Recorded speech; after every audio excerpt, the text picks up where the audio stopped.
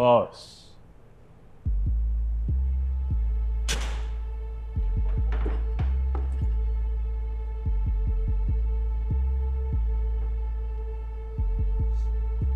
Lakas ng loob mo magpakita sa akin.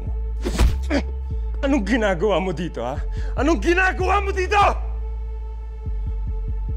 Alam kong may atraso ako, boss. Kaya nga ako nandito. Gusto kong bumawi. Nagpumilit na kausapin ka. May silbi pa raw siya sa atin. Ikaw. Tutulungan kitang mahuli yung mga taga-Riles. Paano? Gagawan ko ng paraan.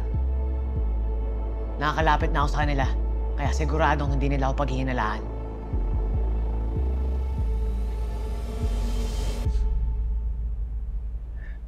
Ba't ako maniniwala sa'yo, ha? Kung kumampi ka na ka sa kanila. Kasi mas importante sa akin ang buhay ng ate ko. Okay.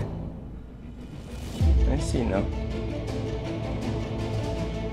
Boss, malubha ang sakit ng ate ko.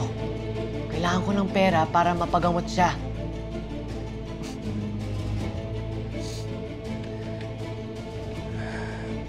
So gusto mong traidorin ng mga taga-Riles in exchange for a prize?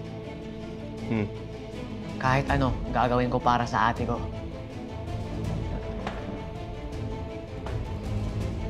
Sige. Sabihin mo sa akin ang lahat ng alam mo tungkol sa mga taga-Riles and then I will decide if may value ang information mo. Magsalita ka na.